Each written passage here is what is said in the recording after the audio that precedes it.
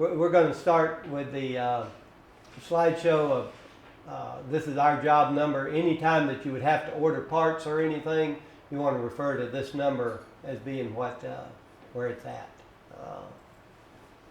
Okay, this is an overview. It's what we call a schematic of the system, so it's not typically where things are or what they are. But basically, you have your two incinerators right here. You have your two cutoff gates right here, which they did locate one right beside the other, so that you don't have this long run down here before you have the cutoff gate. Here is your riser line vacuum breaker. This is the vacuum breaker that opens to clean this riser line out before the system vacuum breaker over here opens and breaks the vacuum of the system. Okay, what we're going to start with is in the basement. These two switches here start the blower. Okay, they're both located right here, where I don't know if before one was located down there and one was located here, but these do exactly the same thing.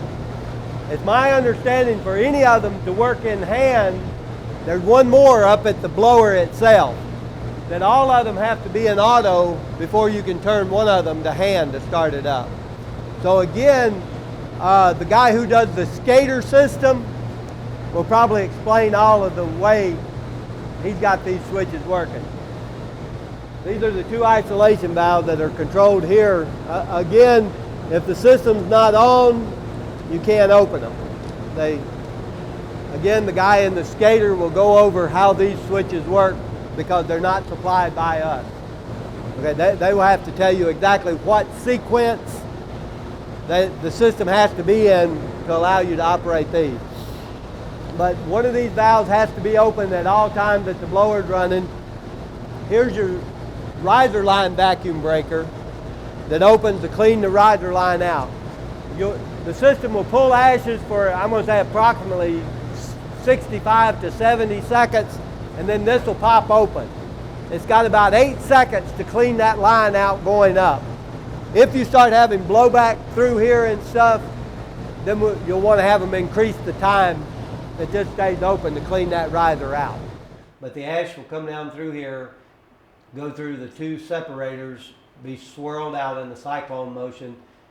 What's left goes through the bag filter, which is collected on the bags, and then the clean air side, you should have clean air out through here and then vented out through the exhaust on the blower. Again, this is typical what you had before. You did have this is the bin vent filter that vents the air out of the silo when you're either unloading or conveying ash. This is useful when you're unloading ash down here because you have these fluidizing blocks that fluidize the air, puts air in that silo. The flap gate is located right underneath the bag filter. I have pictures later on of this and of the weighted dump gates. There's your cylinder operated gate above the rotary vane feeder, which has a variable speed on it. The questions that I heard when I first got here was that they wanted a positioning gate. Our experience is a positioning gate does not do a very good job of regulating the amount of ash coming out of there.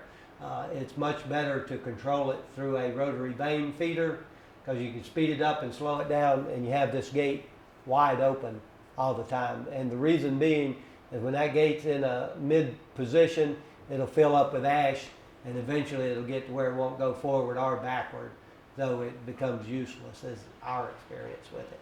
So you're going to be able to control the amount of ash going in there by speeding up or slowing down the rotary vane feeder through the air washer and then down into the truck. Okay, this is just a view. This is actually a better view here of what we just walked through. And he's got one of these in the PowerPoint program before just about everything. So you're going to see this. If there are any questions as we're going through this, just go ahead and ask them. So basically what we're saying here, here's our riser line vacuum breaker. All it is just a knife gate.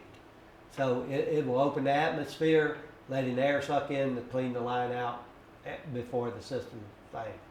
Okay, material intakes, which are these intakes right under here. There is no valve, flapper, or anything that operates on that.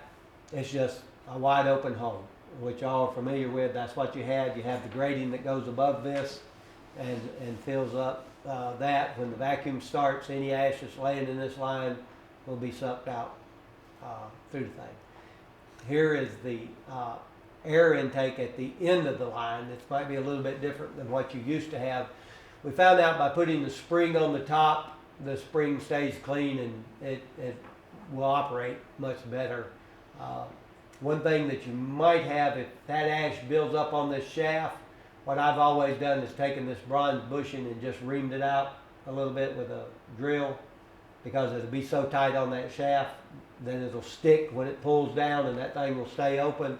So if that happens to you, just take the Carter key out, pull that bushing out, drill it out the next size over, and put it on there, and then it'll allow that to open. And now, these things last, a long time. You should not have to do any adjustment on these.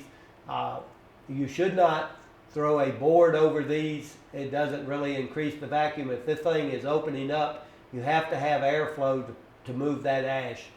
Putting the board over these, you no longer have airflow, and you're trying to suck the ash out of the incinerator instead of letting the ash just fall into the line and being carried away.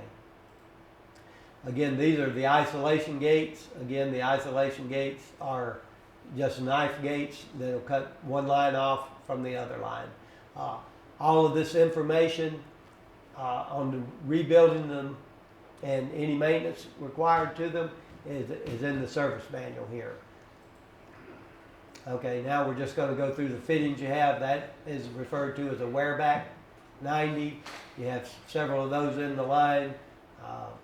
Normally, it's easier to replace the whole 90 than it is just to replace this wearback section, although the wearback section can be replaced without replacing the whole thing. The only problem is usually the way that thing sits, you can't hold that thing up. That wearback's so heavy you can't hold it up to put it on and let this mud dry, so you have to remove this from the line anyway. Y'all might have done that before or not, I don't know. This is the Y section that comes in from incinerator 1 down to incinerator 3. Is that the way they're numbered, 1 and 3? Mm-hmm. Okay, there is no 2. Used to be. Too quick. Too quick, okay. So anyway, again, that's got a wearback section on it. These seem to last extremely long period of time unless you have very abrasive ash. So your ash I'm not familiar with. This is called a 45 that usually goes in about to take up where that Y fitting is. This is different than the wearback 90. As you can see, it's rounded. It's got a bigger wear section on it. This is the 90 that's located at the very top of the riser line. And we call that an impact 90 because that takes all the impact of the ash coming up the riser line and slows it down so it can be turned and go into the separators. So these again last a very long time in operation.